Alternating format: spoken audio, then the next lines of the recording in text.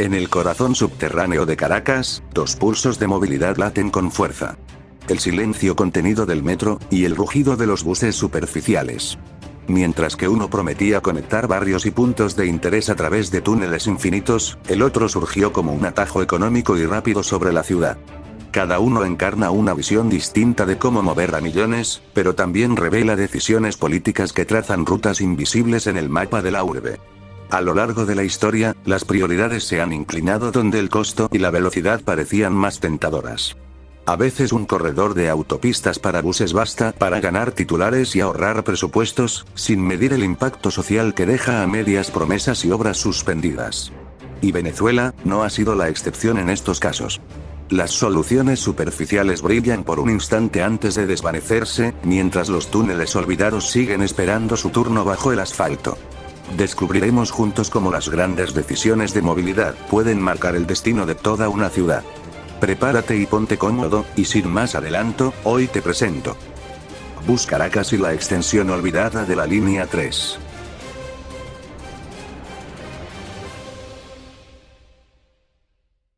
Años 90. La ciudad de Caracas cuenta con dos líneas de metro operativas concluidas en su totalidad. Línea 1 cubriendo los extremos este y oeste de la capital entre Petare y Catia, y Línea 2 desde el centro hasta el sector periférico Caricuao, más un ramal al sector Macarao, en el suroeste de la ciudad. El metro junto con su icónico eslogan, la gran solución para Caracas, ya se había vuelto el principal medio de transporte para los ciudadanos. Además de la incorporación del reciente sistema Metrobús, cuyas rutas alimentadoras proyectaban un mejor y mayor alcance además del subterráneo. Un sistema de movilidad integrado por una misma empresa, y una misma forma de pago. Aún así no todo puede ser felicidad. Tarde o temprano estas rutas de movilidad cederían ante el peso de la congestión, que ya empezaban a estar presentes en una ciudad que crecía rápidamente, y el transporte público se volvía cada vez más una prioridad. Eso es algo que siempre se mantuvo en mente desde las primeras elaboraciones de planes maestros para el sistema. Y ya con las líneas 1 y 2 terminadas, tocaba dar paso a un nuevo proyecto desde cero. La línea 3. Desde sus inicios su planificación siempre se mantuvo fiel en un trazado y horizonte fijo. La línea tendría 12 kilómetros de longitud, partiendo de la Rinconada, recorriendo la avenida intercomunal El Valle, para luego girar hacia el noroeste por avenida Nueva Granada. Seguiría por esta hasta llegar a su estación de conexión con la línea 1, La Hollada. De aquí seguiría hacia el norte por una estación en la avenida Fuerzas Armadas, donde luego giraría hacia el oeste para empalmar en avenida Panteón, por la cual seguiría hasta llegar a su terminal en las inmediaciones de la Plaza de la Biblioteca Nacional, adyacente a la misma y al Panteón Nacional, nombre que tendría la estación terminal. Adicional a eso, el recorrido tendría un ramal de 4 kilómetros que seguiría por el norte, por avenida Los Laureles, donde posteriormente se empalmaría a la avenida Roosevelt, para seguir por avenida Paseo Los Ilustres. De aquí seguiría hasta llegar a su estación terminal en Plaza Venezuela, también de conexión con la línea 1, ubicada en la intersección con la Gran Avenida, Calle Olimpo y avenida Valparaíso. De esta forma se dejaba en claro que el propósito de esta línea era formar dos nodos de conexión, de tal forma que la afluencia no se concentrara toda en un solo punto de intercambio, distribuyendo de mejor forma a los usuarios. Con una extensión de 16 kilómetros, sería la segunda línea en contar con dos ramales. Los patios y talleres se ubicarían en la terminal sur de la Rinconada.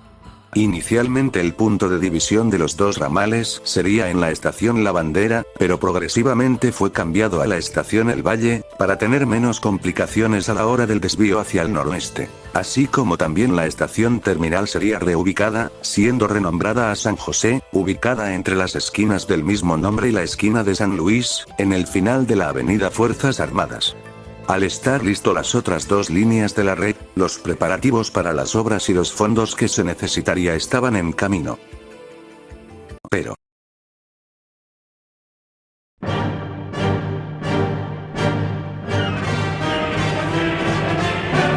año 1993.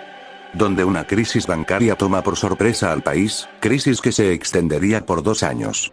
Un proceso de insolvencia masiva que afectó a casi un tercio de la banca privada comercial, produciendo la desaparición de algunas de las entidades financieras más emblemáticas, como lo fueron Banco Latino, Banco Progreso, Banco Ítalo-Venezolano, Banco Profesional, Banco La Guaira, Banco de Maracaibo, Banco Metropolitano, Sociedad Financiera con Finanzas, Banco Consolidado, entre otros, además del colapso del sistema económico privado del país.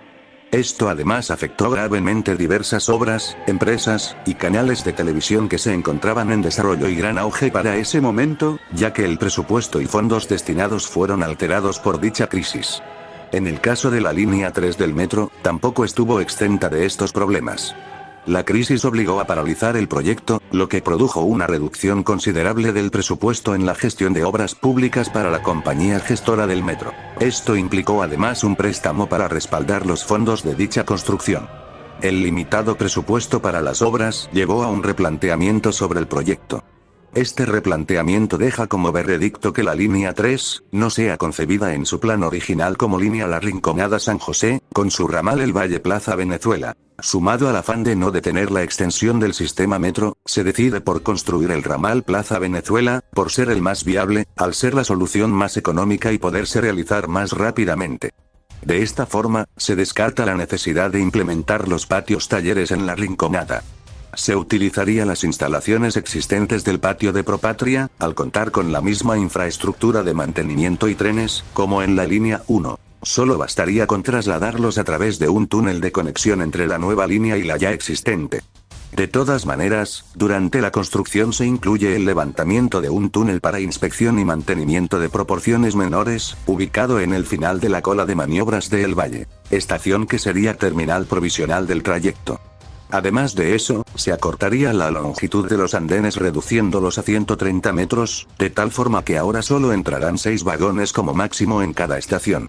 A eso se le suma la adquisición de trenes que operarían temporalmente con 4 vagones, mientras que el resto serían pedidos en un lote a futuro. Las obras tomarían casi 2 años, y el 18 de diciembre de 1994, sería inaugurado el primer tramo de 4,38 kilómetros de longitud y 5 estaciones, por el presidente Rafael Caldera. De primera mano, los efectos de la crisis bancaria habían dejado sus huellas en la infraestructura. La línea fue muy escueta en cuanto a diseño a comparación de las líneas 1 y 2. La decoración de las estaciones pasó de ser cerámicas al uso de paneles, al ser más baratos. Sumado a la ausencia de obras de arte, así como menos accesos, siendo 2 cuanto mucho por cada estación. Era evidente que hubo una baja en la calidad de las obras y que éstas fueron construidas a la rápida. Aún así, la imagen y percepción de la línea 3 no era la prioridad, sino el servicio. Sus trenes eran de 4 vagones, debido a la corta longitud del trayecto y la baja afluencia en lo que fue el resto de la década. Pasarían 12 años hasta que el recorrido viera la luz una nueva extensión, que además de llegar a su terminal original, La Rinconada, integraría otro medio de transporte a la red. Pero mientras todo esto pasaba, ¿qué fue del ramal a San José? Desde que el metro hacia el Panteón por la avenida Nueva Granada fue suprimido por el tramo de Plaza Venezuela, fueron cada vez menos las menciones a materializar el proyecto. Con la entrada del nuevo milenio, fueron cada vez más las prioridades que estuvieron por encima del ramal hacia San José. La creación de un ramal para la línea 2, a fin de aliviar la carga y congestión que ya presentaba la línea 1, sobre todo en el tramo Capitolio-Plaza Venezuela, sumado a la extensión de línea 3 al sur, para conectarse lo antes posible con el sistema ferroviario central de los Valles del Tuy, el cual estaba próximo a inaugurarse y se esperaba una gran captación de demanda. Otras obras importantes en conjunto desarrollo eran el metro de Los Teques, Valencia y Maracaibo. Todos estos elementos juntos, fueron prioridades más grandes que el ramal de la línea 3. Y asimismo, poco a poco quedó sepultado el proyecto. Y sin lugar a dudas, lo que terminaría por sepultar la visión de un metro por Avenida Nueva Granada y Fuerzas Armadas, será lo que tocaremos a continuación. En el año 2001, la alcaldía del municipio Libertador planteó una iniciativa de instalar una red masiva de transporte público que atraviese el municipio Libertador en canales reservados para autobuses especiales. presentado por el entonces alcalde Freddy Bernal, propuso la idea de comenzar con un corredor vial que reserva un canal de ida y otro de vuelta, a lo largo de 6 kilómetros por las avenidas Fuerzas Armadas y Nueva Granada. Dicha propuesta fue presentada a autoridades del Instituto Nacional de Tránsito y Transporte Terrestre, la Alcaldía Metropolitana y el Metro de Caracas. Estimó un lapso de 2 años para construir la primera parte del sistema, que podría transportar a 6.000 personas desde la esquina de San Luis hasta el terminal de La Bandera. No sería hasta el año 2005 cuando comenzaron los primeros estudios sobre la factibilidad de un sistema de trolebuses que ayudara a descongestionar las vías caraqueñas y a reordenar el tráfico en la capital. El proyecto culminó su planificación a finales del 2006, llevándose a consideración por el Ministerio del Poder Popular para las Obras Públicas y Vivienda, siendo este posteriormente aprobado.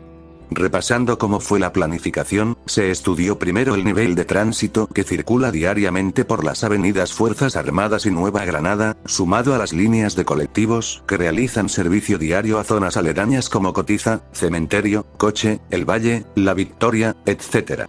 La finalidad de esto era integrar un sistema de transporte moderno público, económico y accesible para los estándares que se exigía en aquel entonces, pero al mismo tiempo, buscar una forma rápida de hacerlo lo antes posible, a bajo presupuesto pero que mantuviera su calidad.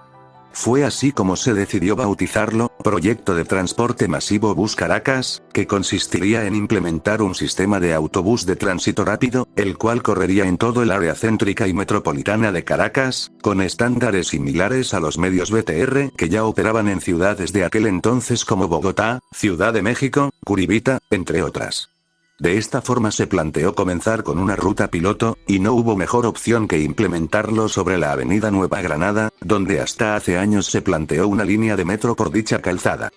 Teniendo en cuenta esto se hizo el trazado, el cual tendría 5 kilómetros de longitud, más un ramal con 3 paradas de sobra hasta el Cementerio General del Sur.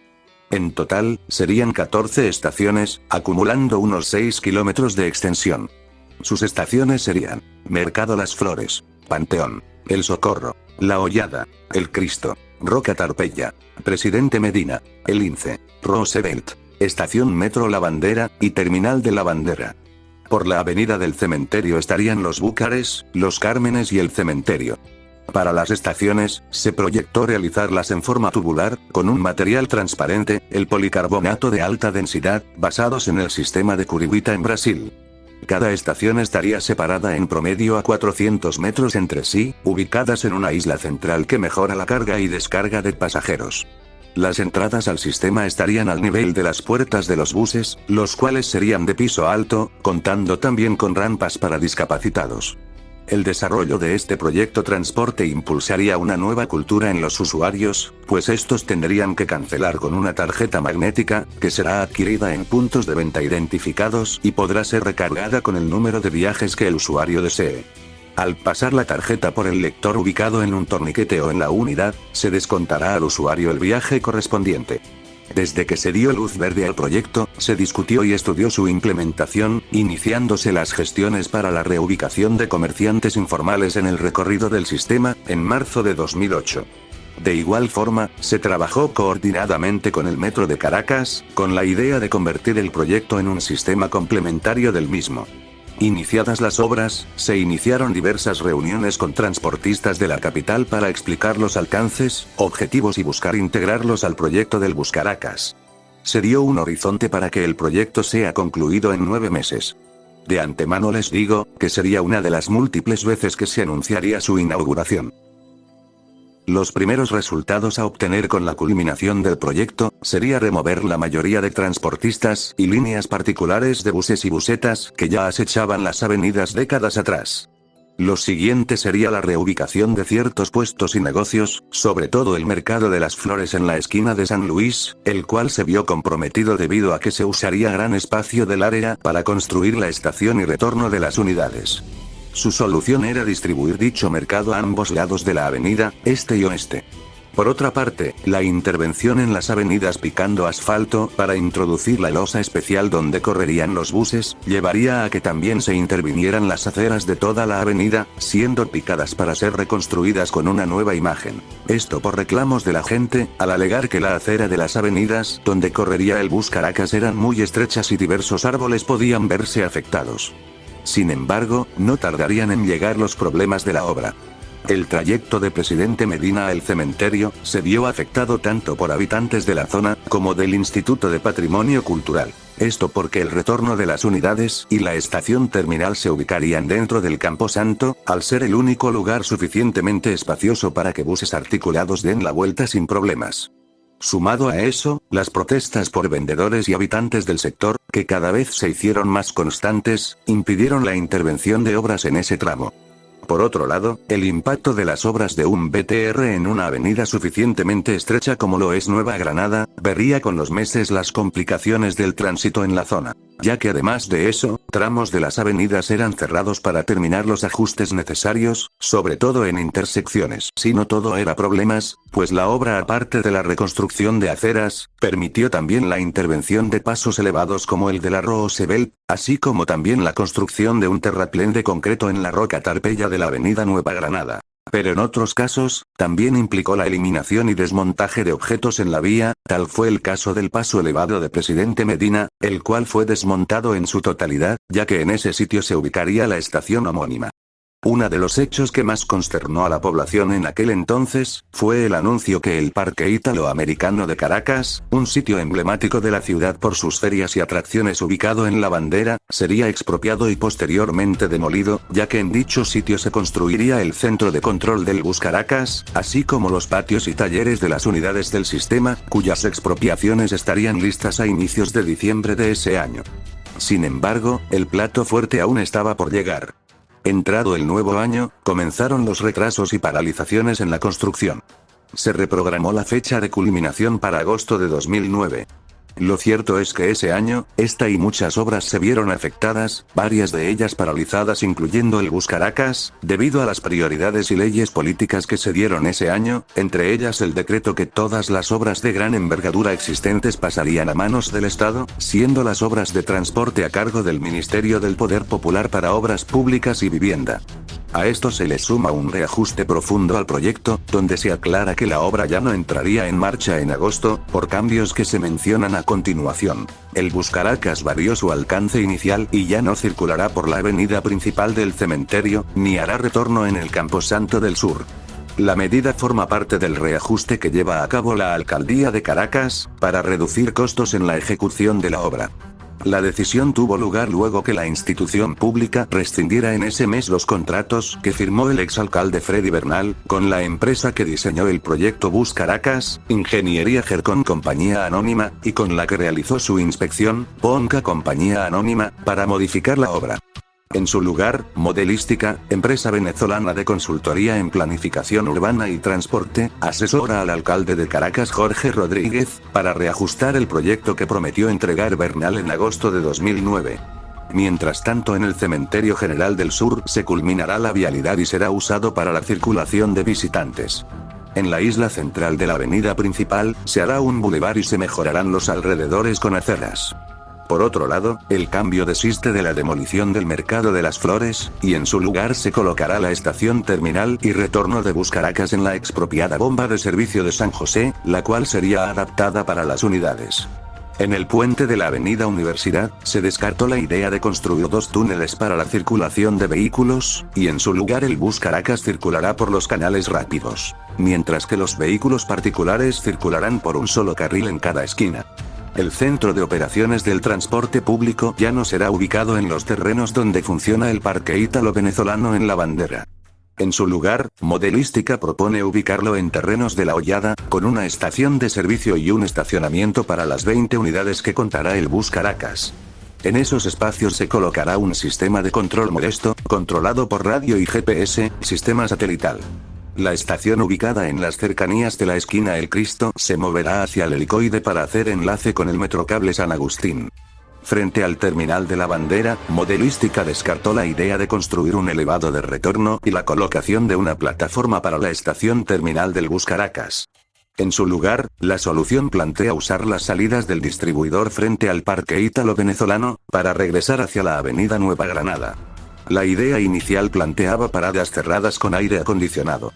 Sin embargo, los asesores indican que serán estaciones abiertas y de libre acceso, con un boleto electrónico que podrá integrarse al metro de Caracas.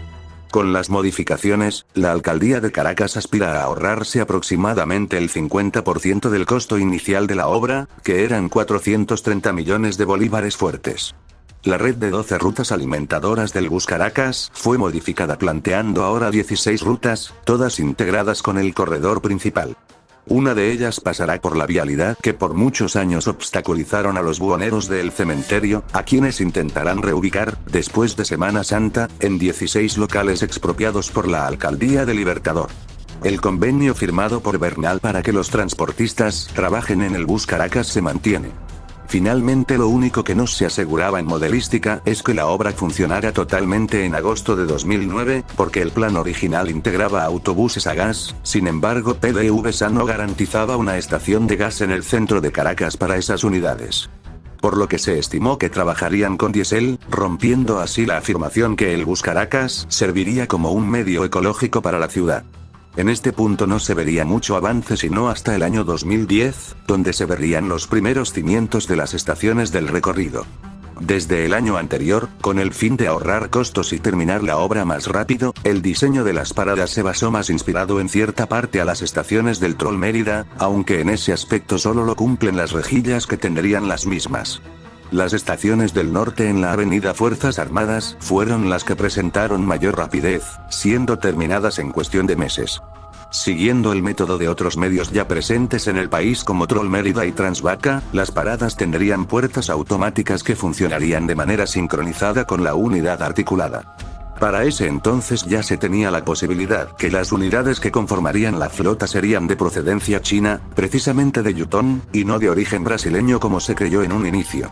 Llegando al plazo entre 2011 y 2012, con más de 2 años de retrasos, eran evidentes los problemas, los cuales estaban a la orden del día en las avenidas Fuerzas Armadas y Nueva Granada. Para ese momento las obras ya no llevaban un orden ni plan en específico, lo único que mandaba eran las improvisaciones y el mero fin que el proyecto debía estar listo lo antes posible. Fue así como hubieron paradas que tuvieron que ser modificadas y movidas de posición, con el pretexto que los vehículos no cabían por esas áreas. Pero el hecho más resaltante fue intervenir aceras y canales exclusivos del recorrido, los cuales ya habían sido asfaltados hace años, rompiéndolos y siendo reconstruidos nuevamente. En diversos puntos del recorrido se dio esto, y la mayoría de estos no presentaban problemas en el tránsito ni en el paso de vehículos.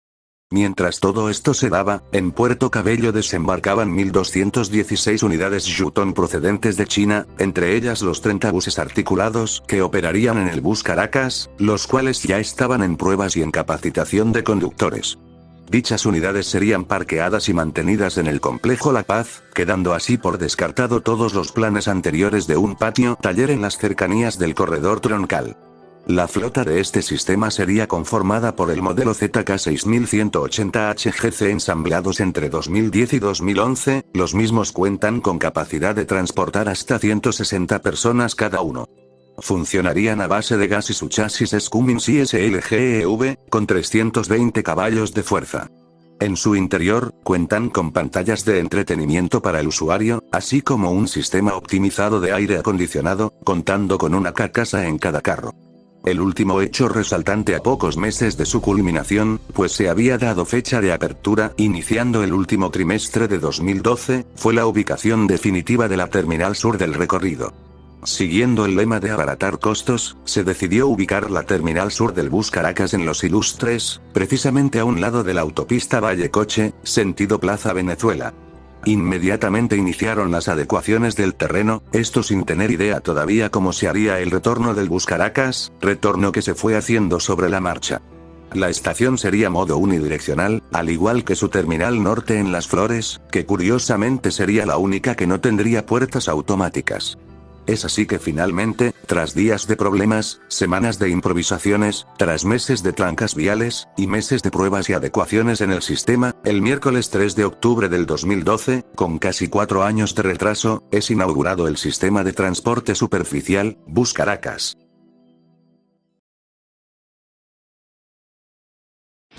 La primera ruta de Bus Caracas abrió al público el 3 de octubre de 2012.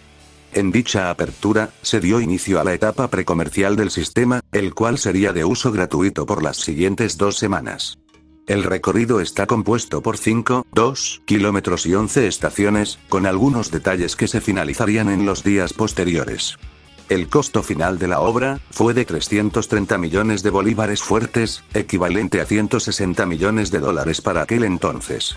Tal como se suponía previamente, pasó a formar parte del sistema superficial Metrobús del Metro de Caracas, denominada como Línea 7 del sistema. A pesar de problemas en la construcción y que el resultado final no haya sido como se esperaba, pudo lograr con su objetivo de reducir el trayecto en la avenida Nueva Granada. El tiempo promedio de recorrido era de 25 minutos, de terminal a terminal. La velocidad media era de entre 20 y 30 kilómetros por hora. De inmediato a las primeras semanas de operación, el Bus Caracas comenzó a tener una demanda considerable, donde la afluencia llegaba a ser de 30.000 personas al día. Una vez entró en vigencia el cobro del sistema, el cual era el mismo que el del metro, esta solo incrementó. Las unidades a máxima capacidad eran el pan de cada día. En días de semana la frecuencia rondaba entre 3 y 5 minutos, mientras que en horarios bajos y fines de semana, rondaba los 5 y 7 minutos. En promedio, diariamente operaban entre 12, 16, incluso hasta 20 buses. Lastimosamente no todo sería color de rosas, pues al año siguiente, comenzarían los problemas. A un año de su inauguración, el servicio comenzó a tener deficiencias, aunque para ese momento eran pasables. Algunas estaciones tenían fallas en el sistema de puertas automáticas, mientras que en otras el mismo comenzó a dejar de funcionar. Las estaciones La Hollada, La Bandera, y Los Ilustres, tendían a saturarse de usuarios constantemente. Para el año 2014, el sistema había dejado de cobrar el ingreso a las paradas. La frecuencia de buses comenzó a variar sin intervalo fijo, donde algunas unidades tardaban hasta 10 minutos. Los mismos buses tampoco estuvieron exentos de comenzar a sufrir rayones y vandalismo por parte de la gente. La sanción de multas por invadir el carril exclusivo también se fue perdiendo. Como consecuencia se volvió más habitual el tránsito de vehículos y busetas por el canal del Bus Caracas. En la estación Las Flores, el tráfico vehicular de la avenida era desviado hacia la calle 13 Este, pues todo el canal era ocupado por buses que esperaban por reabastecimiento. La desidia y la inseguridad no tardaron por arropar al sistema, mientras que las estaciones La Hollada, La Bandera, Los Ilustres, eran las paradas con mayor afluencia, Roca Tarpeya era tierra de nadie, con los asaltos a la orden del día, mientras, el vandalismo y desidia seguía escalando en desmedida. El problema no tardó en llegar a los autobuses, pues con los meses comenzaron a tener deficiencias en el sistema de aire acondicionado, así como de descoordinación e incongruencias en los anuncios de voz, al punto que irían siendo inhabilitados. Posteriormente, varias unidades poco a poco fueron sacadas del servicio, haciendo cada vez mayor los tiempos de espera, pues las fallas que presentaban eran producto de escaso mantenimiento. Aún así, esto se solventó temporalmente con la llegada de 20 nuevas unidades al sistema, con la diferencia que funcionan a diésel, y algunos cambios tanto internos como externos, aparte del color rojo en la carrocería. Aún así los problemas para Bus Caracas no terminaban. La iluminación en las paradas comenzó a verse afectada, al punto que varias estaciones con el tiempo quedaron totalmente a oscuras. En las noches, esto era invitación para que los amigos de lo ajeno hicieran de las suyas. Las paradas no tardaron en ser víctimas de robos, saqueos y desvalijamientos de la estructura hechas por locales, entre ellas cableado, luminarias, y las puertas automáticas que para ese entonces se encontraban inoperativas en el servicio. Los torniquetes también fueron removidos, dejando el libre acceso al sistema. Para este punto, la crisis en el país ya era palpable, y en el transporte público no era la excepción. Los nuevos buses también comenzaron a verse afectados, donde algunos fueron sacados de circulación, con apenas pocos meses en servicio. Según datos del metro, durante el 2016 se trasladaron un aproximado de 28 millones de personas, y se estima que mensualmente al menos 2 millones utilizan el Bus Caracas como medio de transporte, lo que supone una gran pérdida económica. Al no cobrar pasaje, el sistema pierde en promedio 16 millones de bolívares mensuales, que son netamente subsidiados por el Estado al año. Esto se traduce en 192 millones que pudieron ser utilizados para el mantenimiento de los buses. Y tras la decadencia, no tardaron los problemas de congestión. Los transportistas que originalmente se habían prometido retirar del recorrido del bus Caracas, siguieron con sus rutas incluso después de su inauguración, con sus respectivos puntos de partida en La Hollada, dando como resultado un incremento en la carga vehicular, con ahora el doble de atascos y tapones que antes, ya que los autobuses se toman un carril lateral de la avenida completo, obligando a los otros vehículos a usar el canal exclusivo del bus Caracas, contribuyendo así a la demora de unidades. Para 2017, 2018 y 2019, el servicio se daba con no más de 7 buses. La falta de repuestos había dejado a la mayoría de la flota fuera de circulación, donde incluso estos no tardaron en ser el propio almacén de repuestos. Hasta ese entonces la gente prefería seguir usando el sistema, dado a la tarifa y los pasajes de los transportistas, los cuales eran cada vez más exorbitantes con los meses. Optan por dicho medio de transporte al ser un servicio prácticamente gratuito, sin importar las condiciones y demoras que presente, manteniendo fiel la afirmación de unidades a máxima capacidad cada día. Con la llegada del COVID-19 en 2020 y la posterior cuarentena, el sistema se vio forzado a cerrar y trabajar con intermitencias en días específicos. En el año 2021, con el plan de embellecimiento, se hizo un proceso de rehabilitación a cada parada del sistema, recuperando y reponiendo lo que eran las ya inexistentes puertas de andén, así como repintar la infraestructura, limpieza profunda, desinfección, entre otras cosas. En julio de ese mismo año, tras 3 meses de trabajos y rehabilitación, se dio la reapertura y su puesta en funcionamiento. Para los ciudadanos esto no trajo tanta novedad, y con razón. Aunque en el acto de aniversario estuvieron presente una considerable cantidad de unidades, suficientes para prestar servicio en todo el tramo, lo cierto es que el mismo sería prestado por uno de ellos, 2 cuanto mucho, con intervalos entre los 30 minutos a 1 hora.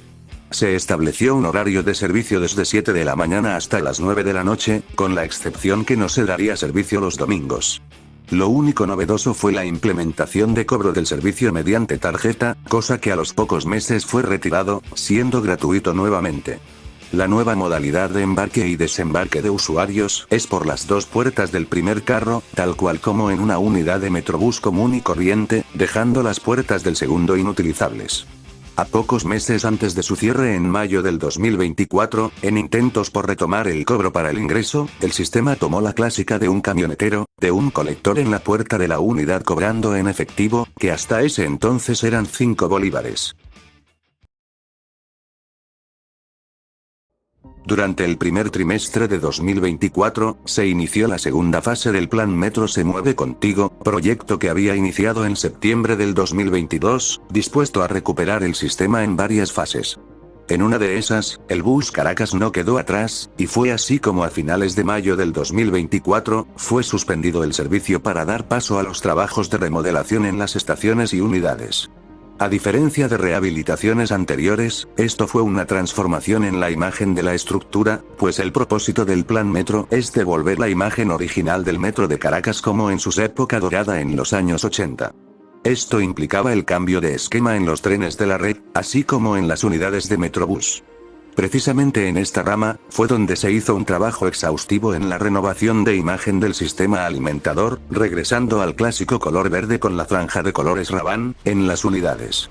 Esto incluyó la adquisición de 100 nuevos autobuses para el sistema alimentador, en gran parte con el fin de reemplazar a la flota de ZK 6100, que eran los más numerosos hasta ese entonces.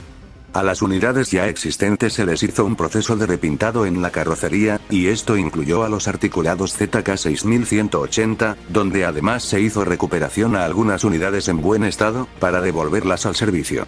En el caso de las paradas, fueron intervenidas totalmente, siendo eliminado el color rojo de toda área visible. Las barreras de los andenes fueron repintados de verde, mientras que el techo y las puertas pintados a negro.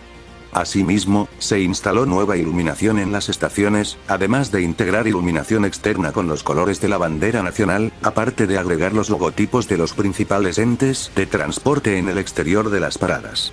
En toda el área superior de cada estación, tanto dentro como fuera, fue forrado con el Raban del metro, con un acabado negro en su área superior, donde se exhibe el nombre de la estación. Por último pero no menos importante, fueron repuestos los torniquetes de acceso en cada extremo de la estación, retomando en definitiva el cobro del pasaje, donde se integró el lector de tarjetas inteligentes.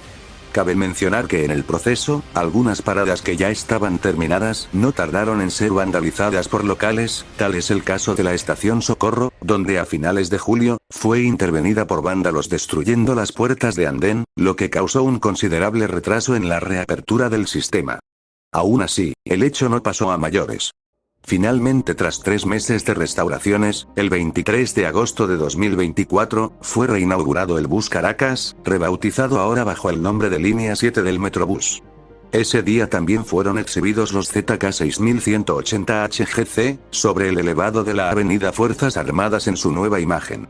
La numeración de los buses había pasado de ser por la serie 1000, a ser identificados ahora por la serie 300, aunque aún conservan su numeración original en el interior. En total, unos 8 buses aproximadamente fueron rehabilitados para el servicio, con la única excepción que no tendrían aire acondicionado. En dicho acto además se dio a conocer la nueva forma de ingreso, la cual serían las tarjetas V, cuyo nombre completo es Sistema Único de Viaje Electrónico, que sería de uso multimodal para metro, metrobús, y teleférico, siempre donde estuvieran presente el mismo tipo de validadoras. Aunque dicho cambio fue medianamente cuestionado, pues ya existía la T-Ticket, lo cierto es que era la forma más viable de retomar el cobro del servicio por un solo método. A partir de ese día, el servicio reanudó operaciones comerciales, desde entonces con un promedio de entre 3 y 4 unidades en circulación. Aún así, se mantuvieron detalles que había dejado la reapertura del 2021. Entre ellas, el punto de entrada y salida de los buses sigue siendo por las puertas del primer carro, además que siguen sin operar los días domingos. Con el paso de las semanas se fueron finiquitando los últimos detalles de la renovación. Entre ellos, la puesta en funcionamiento de los torniquetes de acceso. Además, la habilitación de un sistema GPS para las unidades mediante una página web, la cual se puede acceder mediante escaneo de códigos QR posicionados sobre los andenes. De esta manera, refrescando la página, se puede ver en vivo y directo la ubicación de los buses en tiempo real, y el tiempo estimado de llegada a la estación. Con el fin que transeúntes y vehículos particulares no invadan el carril exclusivo, se habilitaron patrullas propias del metro, para escoltar las unidades y patrullar el recorrido. Aunque por cierto, actualmente ya no se ven mucho. Otros cambios pero no menos importantes, fue la barrida de las líneas informales y de autobuseros en La Hollada, siendo reubicados en la calle de conexión con Avenida Sur 9, al este de la estación, lo que hace nuevamente transitable la avenida en esta sección. En conclusión, el proyecto de Bus Caracas no ha sido lo que se esperaba, pero cumple con la misión de comunicar a los sectores cercanos a los que sirve. Es un buen concepto, pero gracias a su mala administración y manejo de sus operaciones, tuvo un mal desarrollo. La ventaja es que es un medio de transporte económico, y como una alternativa al transporte público local, lo cual lo convierte en una de las arterias de transporte más importantes del municipio Libertador, y del sistema metro.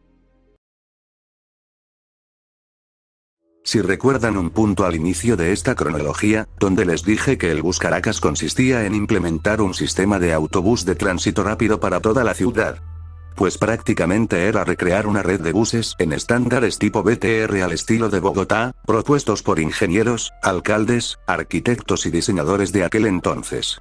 Ya se tenía en mente que posterior a la apertura de la ruta piloto número 1 entre Cotiza, Cementerio y La Bandera, se harían otros corredores que habían sido propuestos, los cuales serían Corredor Baral, O'Higgins, La Paz, Corredor Propatria, El Silencio, Antímano, Corredor Centro, Libertador, y Corredor Urdaneta, Andrés Bello.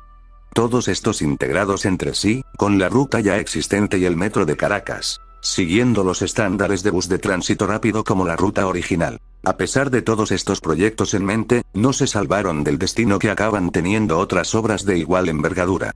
Aquello quedó en palabras y no hubo más actualización del tema desde entonces, al igual que las consiguientes rutas alimentadoras, que proporcionarían afluencia al corredor existente, las cuales jamás fueron activadas.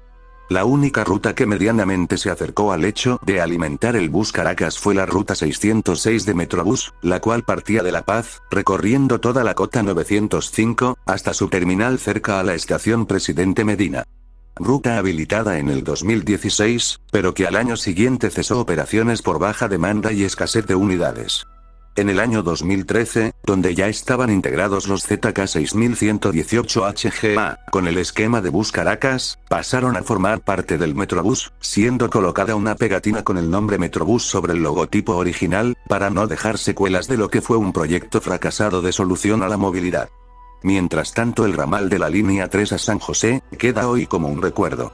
Los únicos indicios que estuvo en planes próximos de construcción, son los túneles laterales de El Valle, los cuales no pasan los 200 metros de longitud, y son usados de cochera para los trenes. En la estación La Hollada, permanece bajo la línea 1 el andén subterráneo de línea 3 de Hollada 2, el cual fue construido junto con la línea 1, con el fin de habilitarse el día que la extensión estuviera en ejecución. Hoy en día, en lo que es más un posible pozo de agua subterráneo, espera algún día la extensión a Panteón.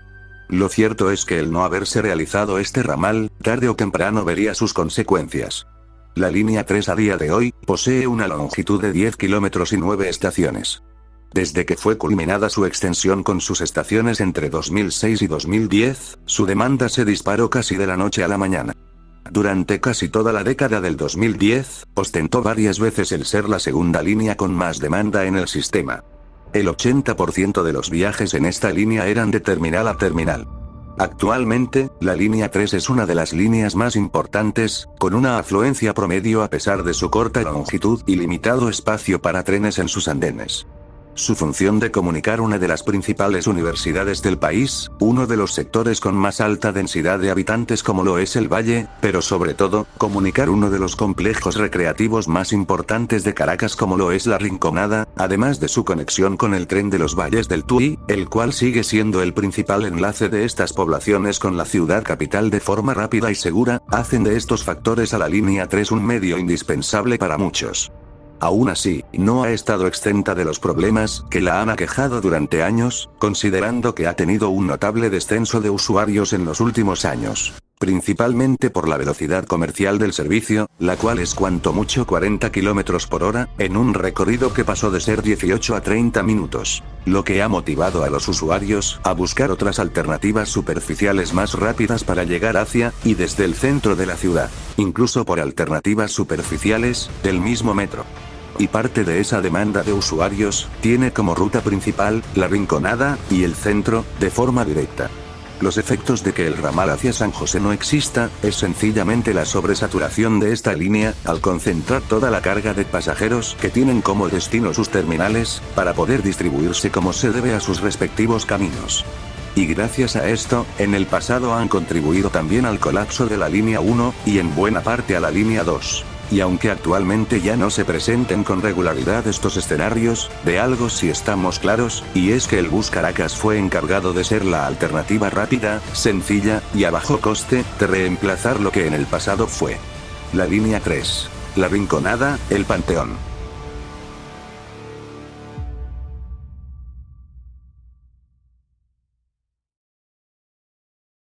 Mientras el Bus Caracas opera, rebautizado ahora como Metrobús y una nueva imagen, no es la única línea de BTR en Venezuela, que ha sufrido problemas de obras y planificación a la que hemos tenido que adaptarnos.